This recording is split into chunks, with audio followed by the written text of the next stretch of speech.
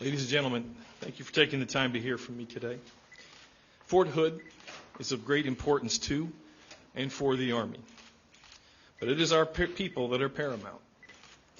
I wanted to come to Fort Hood so that I can listen to the force at every level, understand what soldiers endure, talk to leaders within the communities, and actively understand the culture here, both on and off base.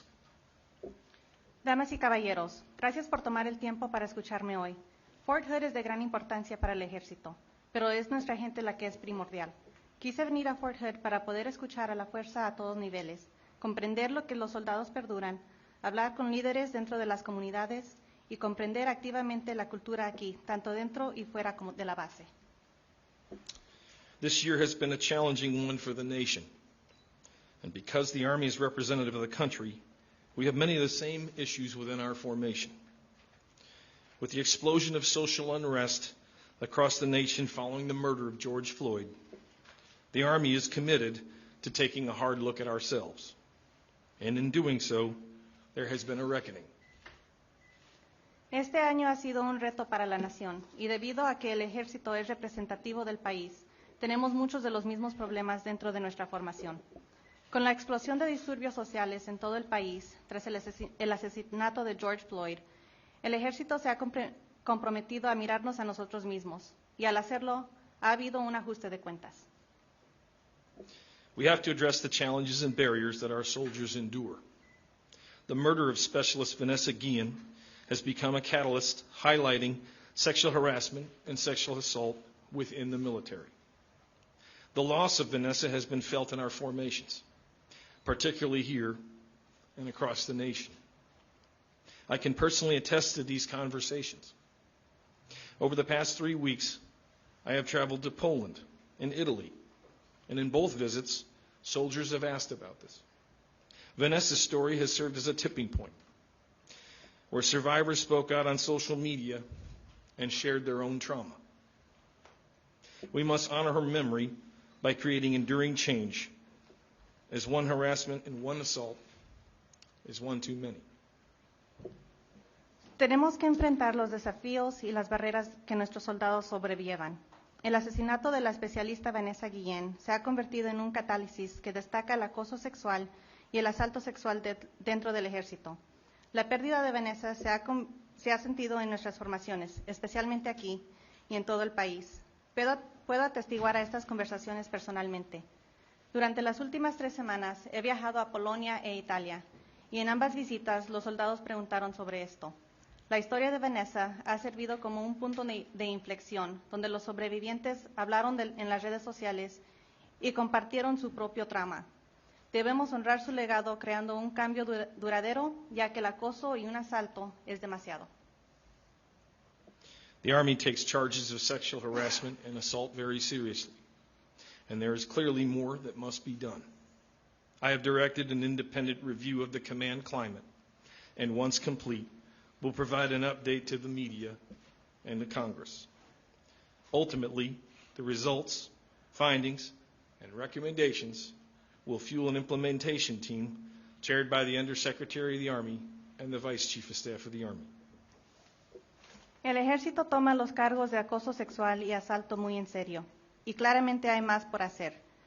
He dirigido una revisión independiente del clima del comando y, una vez completada, proporcionaré una actualización a los medios y al Congreso. En definitiva, los resultados, hallazgos y recomendaciones impulsarán un equipo de implementación presidido por el subsecretario del Ejército y el vicejefe del Estado Mayor del Ejército. In addition, we are rolling out Project Inclusion to address behaviors that tear at the fabric of our force, issues such as a lack of diversity, discrimination, sexual harassment, sexual assault, and suicides. Además, estamos implementando el proyecto Inclusión para enfrentar a los comportamientos que desgarran el tejido de nuestra fuerza, temas como la falta de diversidad, la discriminación, el acoso sexual, el asalto sexual y suicidios. With that, I'll be happy to take your questions. All right, first question will go to Rose Dager, Stars to Strike. Hi, sir. Thank you for taking the time to come down to Texas. My question relates to looking into the unit specifically. I know from the outside looking in, there's been some instances where it seems like leadership maybe was negligent or didn't get the job done even as early back as when Vanessa first went missing, all the way to Specialist Robinson being able to escape from barracks confinement. So I'm wondering what does it look like as you look into that unit, and could we see someone maybe get relieved or something like that? So we have a series of investigations. Obviously, the criminal investigation related to the specific individuals that conspired for the murder or helped to cover up the murder. So that's being handled by the Assistant U.S. Attorney here in Texas. We have a 15-6 investigation into the unit, as well as an independent review that will be coming down to Fort Hood at the end of this month. So we'll have to do a lot of coordination on the findings related to these reviews, and then once that information comes back, make determinations of appropriate levels of accountability. Okay, and I just want to confirm in my follow-up, the 15-6, is that looking just at sexual harassment within 3rd CR, or is that also looking into sort of negligence as letting something like this continue or happen in the unit? I believe the 15-6 is specifically into the issue for Vanessa, for her murder, and then so they'll find out specifics related to her. That the command climate review that I referenced, that I instructed, the independent review, will come down and look also at the command climate installation. So is there a sexual harassment type of toxic environment that exists that can help us better understand more broadly? Is it 3rd ACR? Is it larger? Is it the entire installation? Okay, thank you. Anything you want to add, General? So just want to talk past each other, the 15-6 investigation into sexual harassment is looking at reports of harassment that were discovered as part of the investigation into Specialist Ian's murder. Okay. I think that clears it up. Okay.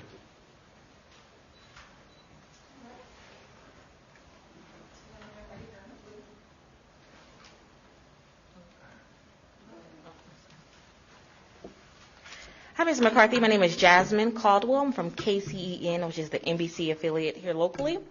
And the question I wanted to ask is, last week, Vanessa Guillen's family met with President Donald Trump, and I was wondering, have you reached out to the family? If you have, what did you talk to them about? If you have not, why haven't you reached out? So I have also spoken publicly, but we've sent condolences to the family. Obviously, General McConville participated in a memorial service here. He actually met with the family for over an hour as well. I've said publicly be very open to meeting with the family. We have not been contacted directly about whether the family would want to meet with me directly. Okay, thank you. Thank you.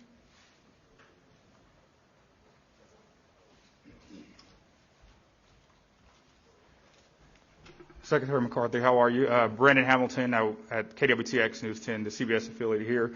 My question for you is, being the Secretary of the Army, not only Vanessa's case, but there have been other cases involving Fort Hood soldiers and sadly being found murdered or dead surrounding the base. To the Americans that are watching in your leadership, what do you tell them to know that change is really going to happen?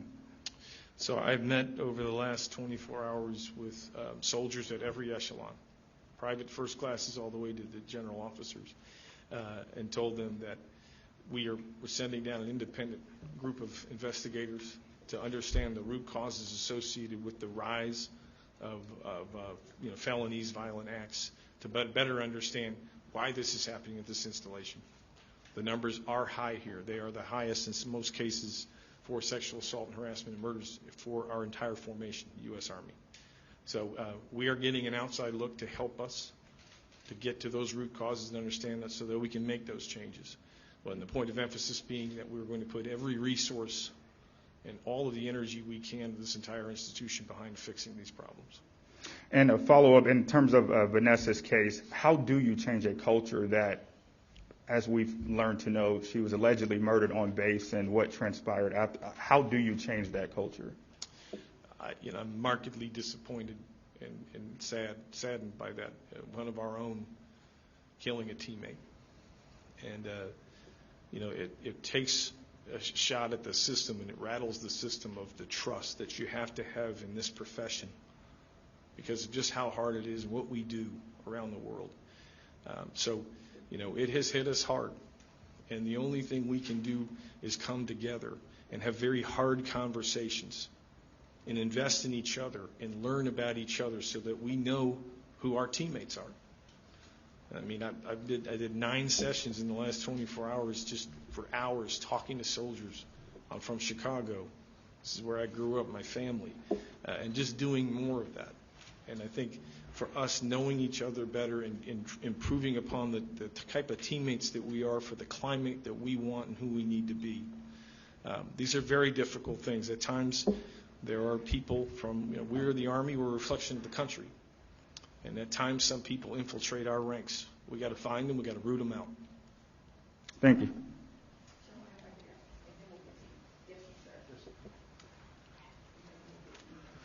Thank you, Mr. Secretary. I'm Steve Wilson with the Killeen Daily Herald here in town. I just wanted to clarify a little bit about the Vanessa Gillian case, what we've been talking about here. There has been a bill that has been introduced or is about in the process of being prepared to be introduced. I am Vanessa Gillian bill, and I was just wondering, do you support that bill specifically? Have you been in touch with members of Congress? So we're in constant communication with the committees of jurisdiction, and as they go through the National Defense Authorization Act, which we do every year, which lays out the authorities for the Department of Defense. So when they bring up amendments like this to add to the bill, we communicate with the committee to best understand the intent of that language and also how to implement. So we are in conversations right now.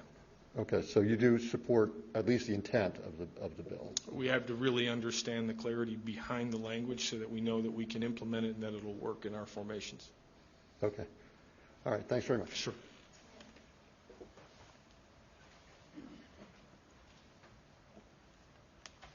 Debbie Strauss with NBC News. You announced Project Inclusion, which looks at things like lack of diversity and sexual harassment. But before this, there was SHARPS, created multiple years ago. And so why, after all these years, are we still talking about sexual harassment and the concept of a toxic culture? So the SHARP program, the Project Inclusion encompasses a lot of other things as well. With sexual harassment and sexual assault, it has been a challenge for the whole country as well as the U.S. Army. And a lot of that is just the consistency of meeting and having the conversations like the ones we've had over the last 24 hours. They're hard, they're uncomfortable, but it's a way for us to continue to learn about each other and realize that an act like that is like committing a fratricide within your own formation, of hurting a teammate. And so it's that consistency in sustaining these conversations. At times they ebb and flow, so we have to have the discipline to do that every day. So where do you go from here after having these conversations? The conversations don't end. We have to keep doing them with the types of consistency, making that investment of time. The independent review will also help us at root causes specifically to this installation related to that issue. So we have to continue to learn, but we have to continue to make the investment of our time to sit across from teammates and have very hard conversations. Would you consider rooting out members of this installation? Could you be more specific? If you find that there are systemic issues here after these conversations? If the conclusions are such that point to leaders or individuals in particular, of course we would take the appropriate accountability. Thank you. Thank you. Hi, sir. How are you today? This is Brandy Cruz, and I'm the news editor for the Fort Hood Sentinel. I'm working in the 3 Corps Public Affairs Office. I was wondering, after reading the affidavit released by Bell County, it didn't really seem like Vanessa's death had anything to do with sexual harassment. I was wondering, has there actually been findings that say that that sexual harassment played a part in this case? So the investigations are ongoing to the point that General Eflon stated. When my comments are specifically that it has ignited that issue within our ranks. So to be very clear, that was what Yes. my remarks were related to, and that is how many women have come out on social media. I am Vanessa too. So that's what I was referencing. We are investigating to ensure that there was no sexual harassment associated with that, and with the investigations ongoing. Okay, thank you.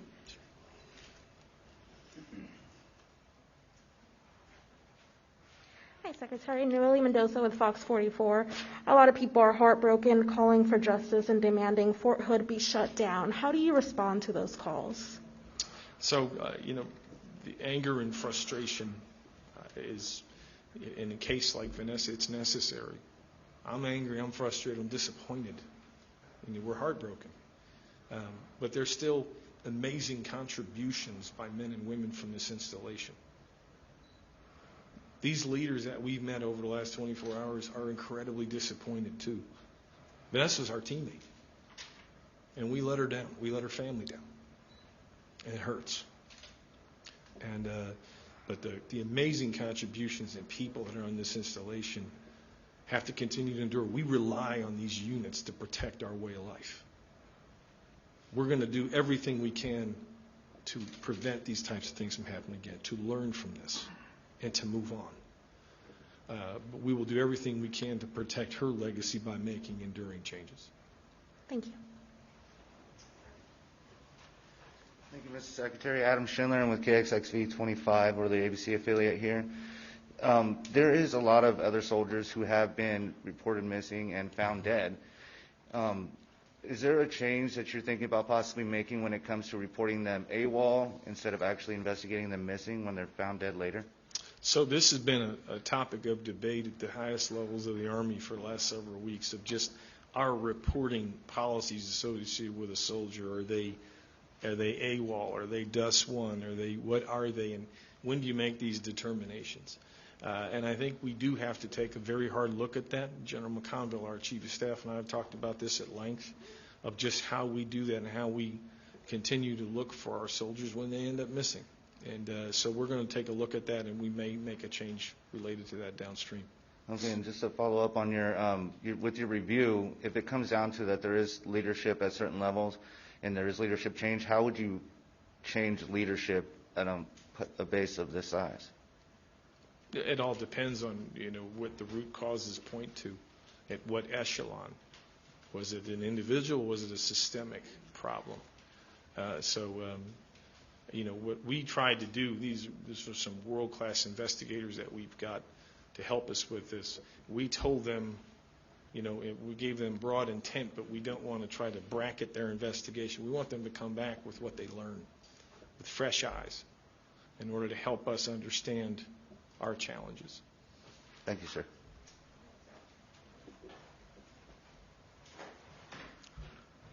Chris Kilmer from ABC News. I was just wondering if you have any details about how Specialist Robinson was able to leave the post and obtain a firearm in the hours before his death. Do you have any specifics on that? Or this is under investigation, but do we have? It's under investigation. Okay, so we'll be able to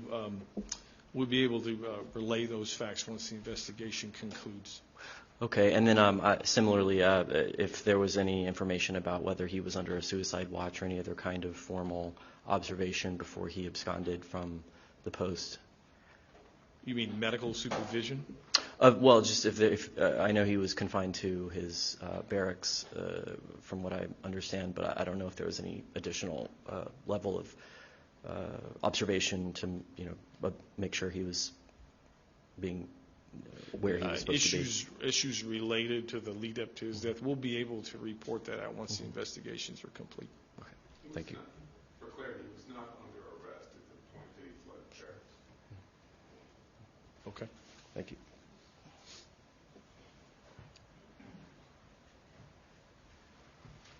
Thank you. Hugo Chavez from Univision. So the family, 1 hour ago, they say what you say, that they didn't receive any call or message from you. Do you have a special message for Guillen's family? So I send written condolences to the families. We send written condolences. I've sent a letter to the family. We usually send them hard copy. With respect to the family, my deepest and sincerest condolences to the Guillen family. We are incredibly disappointed that we let Vanessa down and we let their family down, and that we vow for the rest of our time in service in our life to prevent these types of acts and to find out how we could prevent them in the future so that it never happens again. Actually, the family say that tomorrow is going to be here in front of Fort Hood at 4 p.m. every Friday. So are you going to be here or no? I was flying back this evening to the Pentagon because I have meetings tomorrow with the Secretary of Defense, but I can look at my schedule to see if we could accommodate that. Thank you. Thank you, Secretary. Eric Franklin with KWTX. As a veteran myself, I know that speaking with officers sometimes is hard. Did you get the desired result from speaking with the PFC, as you said earlier, that you wanted, or was it where they're trying to tell you what you wanted to hear? No, I think the conversations were incredibly candid, as they often are with soldiers, and talking about issues that we have and how do we address them together, how do we perform better. So I always learn whenever I have these opportunities. Excuse me. And so it's a great opportunity anytime I get out of the Pentagon and get down to units and have these types of discussions. All right, thank you. Thank you. Hello, sir. Joel Lopez at 25 News, the ABC affiliate here. A lot of soldiers, families fear retaliation, especially during times like these. How is it you've been able to, the people you've communicated with on base, on post, how do you know that they're actually giving you the genuine answer and not just maybe people who are giving you kind of what you want to know? How are you reaching out to the people who do fear retaliation and getting their genuine concerns? So, I meet with them, and I'll be in there by myself, or I'll have somebody from my staff that's like a requisite grade. So that's how I kind of shape or frame the meetings. We make sure that they understand none of these things will be attributed to them directly by name. And I just talk to them about who I am, where I grew up, and I try to emphasize to them, I'm a person, I'm a human being just like you. And if you don't tell me about the challenges you face, there's no way to fix them, there's no way to address them to try to make them better. So to just try to make them feel comfortable in the discussion. It's not formal. We just kind of sit around a table and have a conversation. Usually try to do it over a meal because people relax a little bit and they'll open themselves up and try to trust each other. We don't want the fear of retaliation. It's horrible. We don't want that. But in order to do that, you just have to be willing to invest the time, hours and hours of your day to do that. But how are you finding these people? Do you have a list that you kind of go down, or are you on your own walking around and just... So my staff will tell them kind of the grades that we're looking for, the skill sets, and try to go between various units. So we just try to be as random as we can in the way we find the men and women to have these discussions, because we don't want some prepared kind of event. We just want to have what's on your mind. Thank you. Ladies and gentlemen, we have time for more questions. Are there any more questions? Okay, last question, sir. Hi, I'm Rocky Bridges with KCN News. We'd like to know if the President has spoken with you after he's spoken with the family. No, I got feedback from the meeting from Secretary of Defense, my boss, Dr. Mark Esper, that directly related to the discussion. He had offered his condolences, and he vowed to put every resource at his disposal to help address these types of challenges, whether that's law enforcement or within the Department of Defense. And I believe he offered even to pay for the funeral himself. But he had about a 15-minute discussion with the Guillen family. Thank you, sir.